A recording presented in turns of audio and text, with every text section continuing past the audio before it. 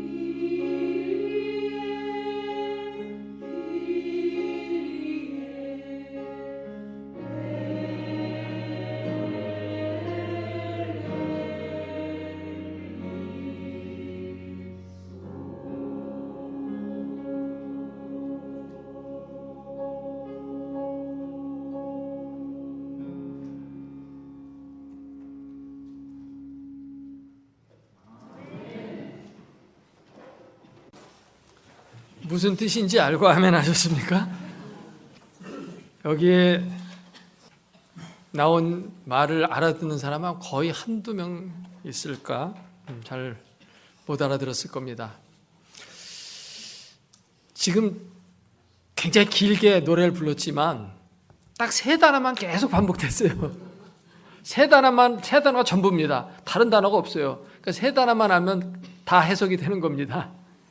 큐리에 엘레이손이라는 말은 큐리에라는 말은 큐리오스라는 말이 주님이라는 뜻입니다.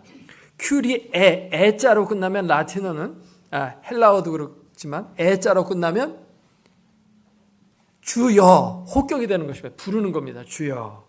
큐리아라는 말 계속 반복됐죠. 엘레이손이라는 말은 나를 불쌍히 여기소서 헬라어입니다.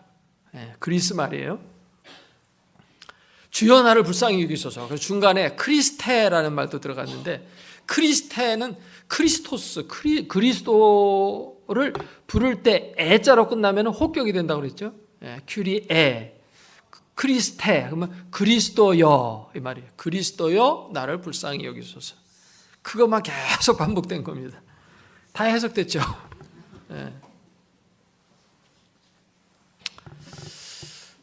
토마스 커스틴이라는 작가가 유럽의 벨기에 왕가의 흥망성쇠를 다룬 책을 썼습니다. 그 글 가운데 세 명의 에드워드라는 글이 있습니다. 그 글의 주인공은 레이놀드 왕자입니다. 이 왕자는 뚱뚱보라는 별명이 붙어 있었습니다.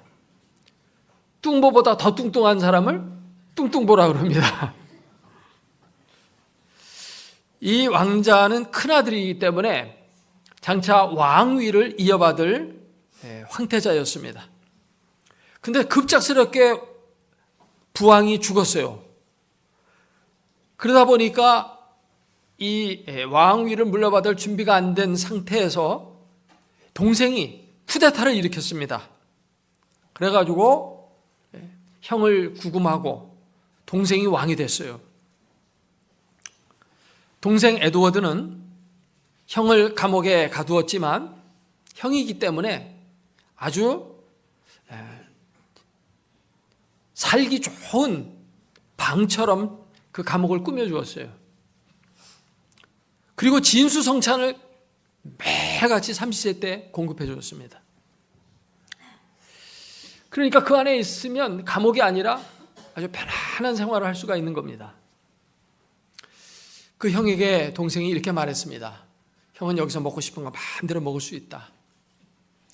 그리고 형이 만일 자유를 얻고 싶으면 저 창문으로 나가면 된다. 저기 내가 병사들한테 말해서 지키지 말고 형이 나가면 창문으로 빠져나가면 나가게 두라고 지시했다.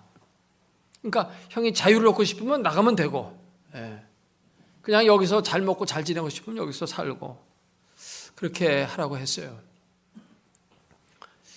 그리고 필요한 간식, 필요한 대로 다 공급해 주라고 다 했습니다.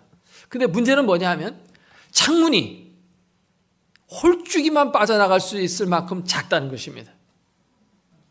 그럼 빠져나가려면 어떻게 해야 돼요? 이 형은 뚱뚱보기 때문에 그 김정은 같이 이렇게 거대한 하마 같이 뚱뚱하거든요. 그러니까 거기 빠져나가려면 방법은 하나밖에 없습니다. 탐심을 줄이고 먹는 거 좋아하는 걸 끊어야 돼요.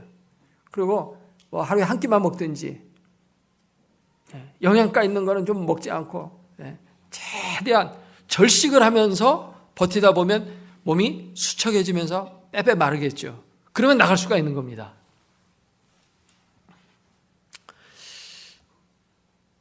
이 왕은 신하들을 불러놓고 이렇게 말했습니다. 만일 형이 자기의 몸무게를 줄여서 저 창문을 나온다면 형은 대단한 의지를 가진 사람이고 자기를 절제할 줄 아는 그러한 사람이 된다면 능히 나라도 다스릴 수 있기 때문에 내가 왕위를 형한테 돌려주겠다. 그러나 음식 하나 절제할 줄 모르고 계속 저 안에서 지내고 있다면 자기 몸도 하나 컨트롤 못하는 자가 어떻게 나라를 컨트롤할 수가 있겠느냐. 그렇게 말을 했다는 것입니다. 근데 형 레이놀드는 나왔을까요? 못 나왔습니다.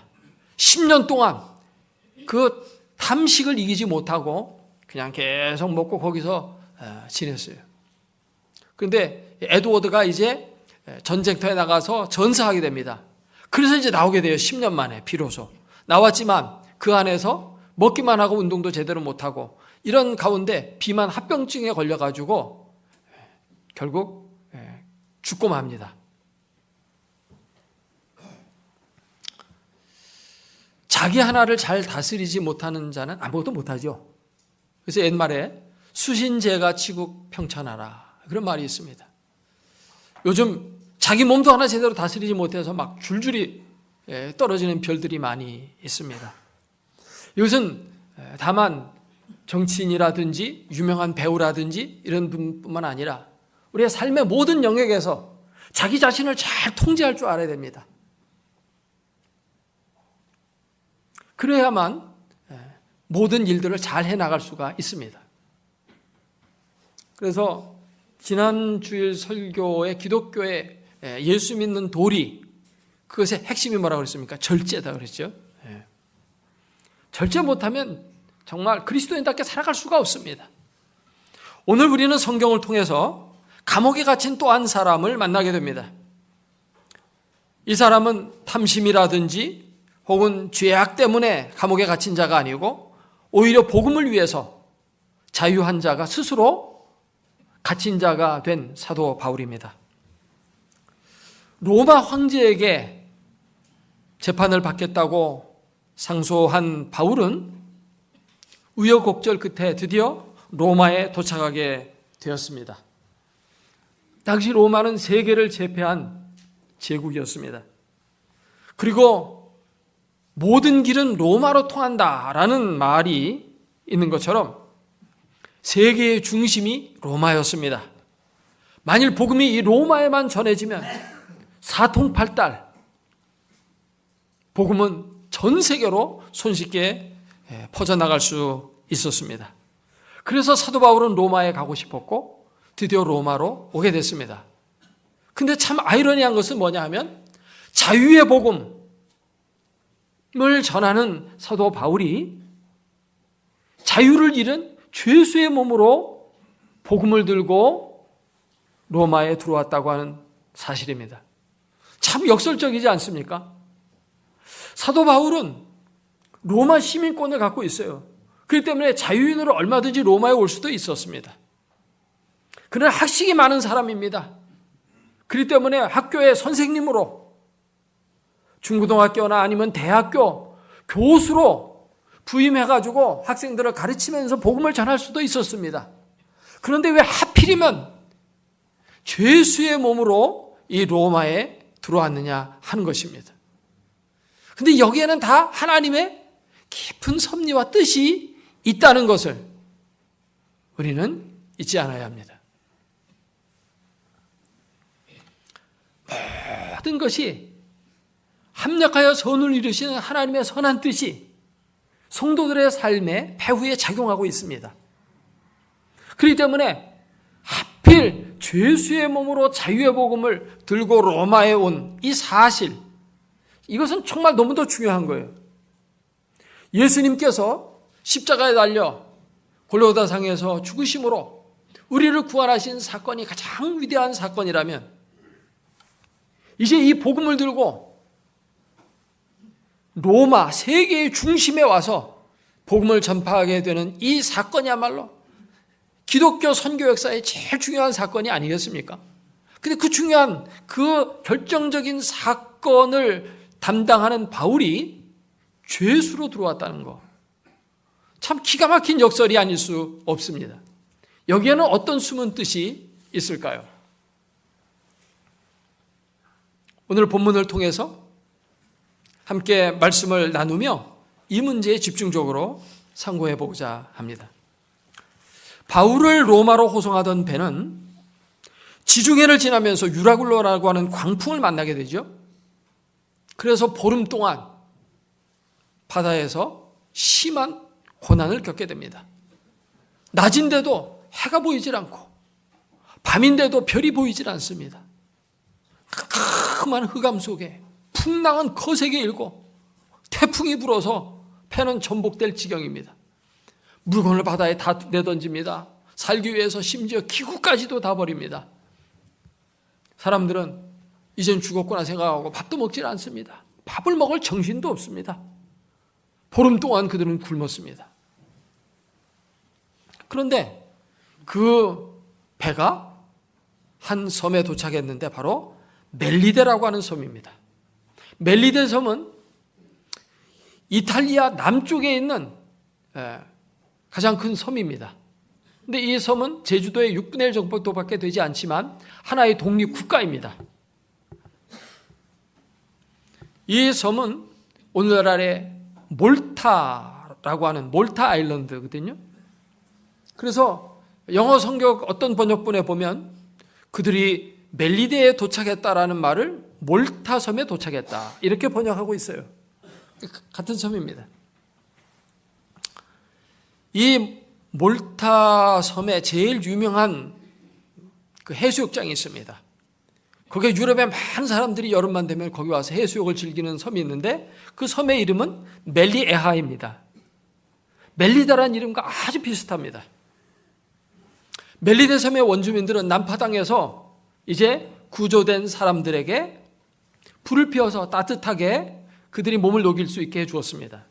왜냐하면 정말 제대로 먹지도 못하고 지쳐있고 또 그들은 바다를 헤엄쳐가지고 나무 조각을 붙들고 해안으로 상륙하고 하는 그런 과정 속에서 당시 초겨울 아주 추운 그 겨울바다에 몸은 정말 얼음장같이 차가워졌거든요. 그래서 이제 불을 피워서 이제 따뜻하게 몸을 녹이도록 해주었습니다. 근데 불을 피워서 불을 쬐는데 마침 독사 한 마리가 그 나뭇가지 사이에 있다가 불이 뜨거우니까 튀쳐나오면서 사도 바울의 손을 물었습니다. 그 독사에 물리면 즉사하거나 조금 시간이 지나면 몸이 퉁퉁 부으면서 이제 죽게 되는데 원주민들은 그 모습을 보면서 이 사람은 틀림없는 살인자다. 바다에서는 구조를 받았지만 결국은 하나님의 공의가 그를 살지 못하게 한다라고 이렇게 말하고 있습니다. 그 자리에 구원받았던 사람들은 276명이나 되었습니다. 276명. 정말 많은 사람들입니다. 여기에 지금 둘러있는 사람보다 더 많아요. 그런데 하필이면 왜 그 뱀이 사도 바울을 물었을까요? 사도 바울은 참 어떻게 인간적으로 보면 재수가 없어도 더럽게 재수가 없는 그런 사람이다라고 사람들이 생각했을 거예요. 원주민만 그렇게 생각했겠어요? 거기 둘러싼 사람들도 그렇게 생각했겠죠. 하필이면 왜 바울이 물렸을까? 이렇게 좀 묵상을 해봤어요. 근데 바울이 다른 사람보다 추위를 더 타서 불에 더 가까이 갔기 때문에 물렸다. 이렇게 생각되지는 않고요. 사도 바울이 그 가운데서도 열심히 나뭇가지를 주워서 불에다가 이렇게 가까이 던지면서 봉사일 하다가 가까이 있었기 때문에 물린 게 아닌가 이런 생각을 하게 됩니다. 여러분 정말 주의 일을 하고 봉사하다 보면 안 좋은 일도 이렇게 당할 때가 많아요. 그럴 때 하나님 또 원망할 수도 있습니다. 하나님 그래도 남들 다 노는데 내가 주의 일을 한다고 이렇게 했는데 이게 손가락 다쳐가지고 말이지 전도용품 싸다가 계속 비닐봉지 묶다 보니까 손이 인대가 늘어나가지고 지금 오늘 여 중에 누구 있어요? 손가락에다가 붕대 감고 다니더라고 보니까. 왜 나는 이렇습니까? 이렇게 불평할 수도 있어요. 근데 사도 바울은 전혀 미동도 하지 않고 뱀을 그냥 뜯어가지고 불에다 던져버리고 말았습니다. 바울은 전혀 손상을 입지 않았어요. 하나님의 섭리가 여기에 있었던 것입니다. 배가 난파될 때도 정말 바울이 보험을 들고 로마에 가고 싶다고 그래서 로마로 가는데 하나님 평탄한 순풍을 주지 왜 광풍을 주셨을까? 그러나 그 광풍 속에서 사도 바울은 마치 그 배의 선장처럼 행동합니다. 거기에 많은 사람들이 타고 있습니다. 무역을 하는 부저도 타고 있고 또 고급 관리들도 타고 있고 백부장도 율리오라는 사람도 타고 있고 선장도 있고 막 이런 사람들이 많이 있어요. 근데 바울은 왜소하고 신체적인 외모가 왜소했다고 성경은 말하고 있어요. 그런데다 죄수의 몸으로 포송줄에 묶여있는 이제 그런 사람인데 성경을 읽어보면 사람들이 다 그의 말을 듣고 움직여요. 저기 구조선을 잘라가지고 버려라. 그러니까 군인들이 잘라서 버리고, 저 선원들 도망가지 못하게 하니까 그걸 붙잡아들이고, 너희들 먹지 못했지만 걱정하지 마라. 너희들 하나도 머리카락 하나 안 다치니까 걱정하지 마라. 먹어라 하면서 밥 주니까 또 얻어먹고, 마치 거기에 지도자처럼 그렇게 행동해요. 하나님은 이런 걸 통해서 그 사람들에게 복음을 전할 수 있는 그런 영향력을 주었던 것입니다. 뱀에 물린 것도 역시 마찬가지예요. 사람들은 다 뱀에 물린 줄 아는데 멀쩡하니까 사람들이 뭐라고 했습니까? 야, 이 사람은 신이로구나. 신이 아닌 이상에 어떻게 저렇게 맹독에 물렸는데 멀쩡한가? 그렇게 되다 보니까 바울은 다른 사람들과 특별 대접을 받게 되는 것입니다. 그 섬의 가장 높은 사람 보블리오라는 사람의 집에 특별히 그 276명 가운데서 바울 일행만 그곳에 특별 대접도 받고, 그렇게 하는 가운데 거기서 보블리오의 아버지가 이질에 걸리고 설사를 하고 이러면서 이 치료가 안 돼가지고 큰 고통 가운데 있는데 그걸 기도해서 고쳐주기도 하고, 또 많은 사람들이 소문 듣고 몰려와서 또 고쳐주고, 그러다 보니까 나중에 떠날 때는 막 선물을 잔뜩 바울 일행들에게 주는 겁니다. 고맙다고. 그러면서 전송까지 하고, 그런 가운데서 복음도 전하게 하고, 이런 어떤 하나님의 특별 섭리가 있었다는 것입니다. 형통하면 하나님 앞에 감사할 겁니다. 그러나 불통할 때도 그 가운데 하나님의 섭리가 있어서 그 섭리를 잘 찾고 하나님의 인도를 받으면 오히려 전화위복의 역사가 나타나는 것입니다. 이제 겨울을 그곳에서 3개월 동안 지내고 난 다음에 이제 배가 출항하게 되는데, 그 배의 이름도 역시 파손되었던 배와 이름이 똑같아요.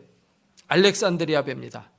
근데 이전 배와는 다르다고 하는 것을 이 누가는 분명하게 표시해주고 있습니다. 왜냐하면 그 뱃머리에 디오스 구로라고 하는 장식이 달려있다는 것입니다. 이 디오스 구로는 제우스 신의 쌍둥이 아들 카스토르와 폴룩스가 디오스 구로예요. 그게 있는데 이들은 뱃사람들의 신으로서 항해할 때 배를 지켜주는 수호신입니다. 이 쌍둥이는 특별히 우리가 밤하늘에 이렇게 밤하늘 보면 쌍둥이 별자리가 있습니다. 초등학교 다닐 때면서 별자리 공부할 때 보면 그게 나와요. 그 쌍둥이 별자리가 바로 이 카스토르와 폴룩스 신을 이제 기념하여서 붙인 별자리입니다. 그래서 킹 제임스 버전이라는 번역성이 가장 권위 있는 번역인데, 그 번역성에는 디오스구로라 번역하지 않고 아예 카스토르와 폴룩스 형상이 그 배 앞에 붙어 있었다. 이렇게 번역을 친절하게 의역해서 번역하고 있습니다. 그래서 이제 그 배를 타고 무사히 로마까지 오게 되었습니다. 근데 바울은 죄수의 신분으로 들어왔다는 거죠. 왜 하필 죄수의 신분이냐 하는 겁니다. 자유인으로 복음을 전하는 자로 들어왔다면 더 좋았을지 않겠는가, 우리는 생각할 수도 있지만 사실 여기에는 하나님의 섭리가 있습니다. 첫째로 생각해 볼 수 있는 건 뭐냐 하면, 사도 바울의 안전을 위해서 그는 죄수의 몸으로 들어온 겁니다. 사도 바울을 죽이기 전에는 먹지도 않고 마시지도 않겠다는 유대인 결사대가 40명이나 있어요. 그들을 피해서 로마에 오기는 여간 쉽지 않았을 겁니다. 근데 군인들이 지켜주는 것입니다. 가이사 아구스도 대 백부장과 정예 부대가 이 바울을 지켜줍니다. 당시 로마법은 죄수를 잃어버리거나 죄수가 탈출하거나 무슨 문제가 생기면 그를 지키거나 호송하던 사람은 사형을 당했습니다. 그러니까 군인들은 정신 바짝 차리고 바울을 지키는 겁니다. 그래서 안전하게 로마까지 올 수 있었고, 로마에 와서도 거기에 유대인들이 로마에 따라와서 죽일 수 있었지만 거기서도 로마 군인들이 지켜주었어요. 그래서 안전하게 복음을 전할 수 있는 이런 효과가 있었다는 것입니다.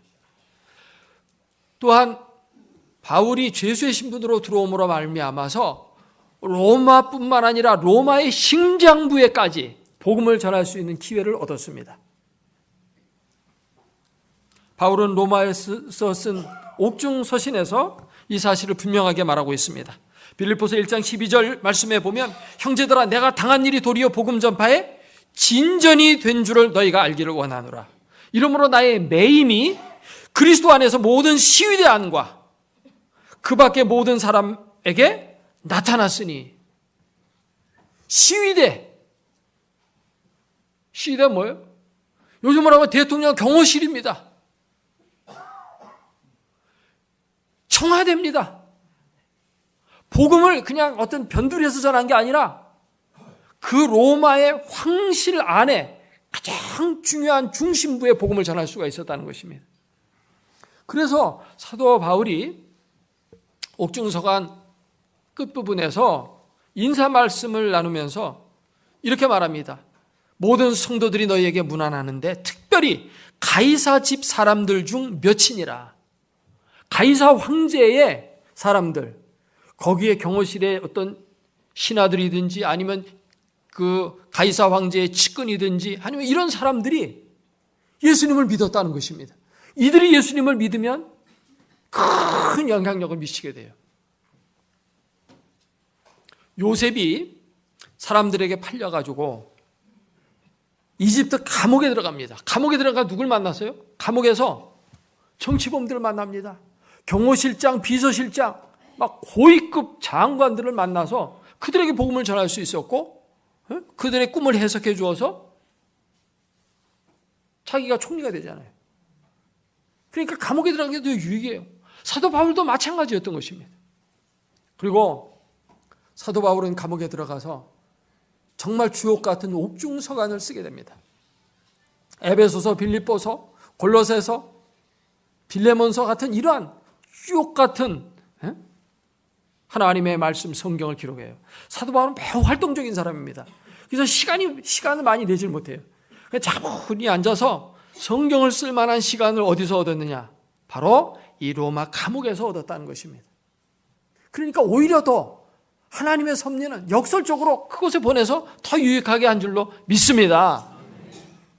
그리고 이 바울이 감옥에 들어간 죄수의 신분으로 자유의 복음을 전했기 때문에 복음이 더 분명하게 드러날 수 있게 되었던 것입니다. 이것은 마치 예수님이 십자가에 달려 죽으셨잖아요.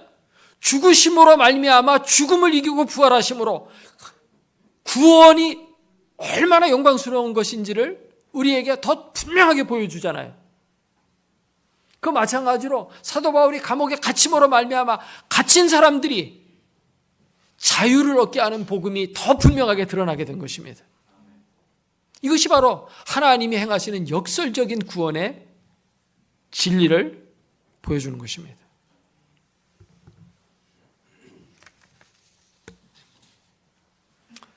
말씀을 맺겠습니다. 우리는 때로 얻든지 못 얻든지 복음을 전파해야 됩니다.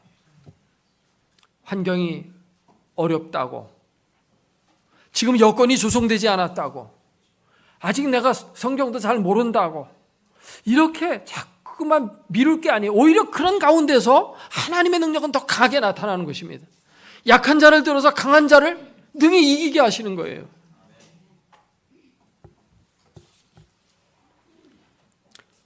그리스도의 복음은 역설적인 능력을 나타내면서 세상의 빛으로 빛나는 그러한 특성이 있어요.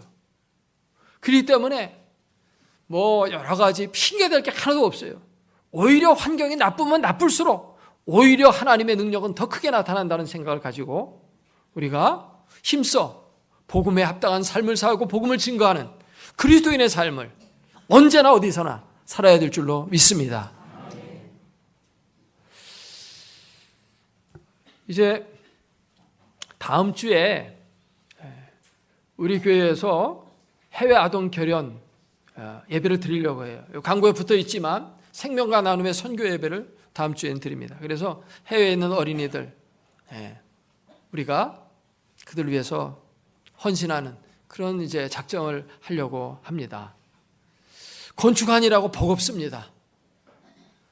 그러나 여기 지금 말씀에서 나온 것처럼 뭐 다 내가 부자가 된다면 선교하겠다. 뭐 건축 다 된다면 하겠다. 이렇게 하는 게 아니에요. 하나님의 일은. 그냥 있는 자리에서 기회가 오는 대로 최선을 다하는 거거든요.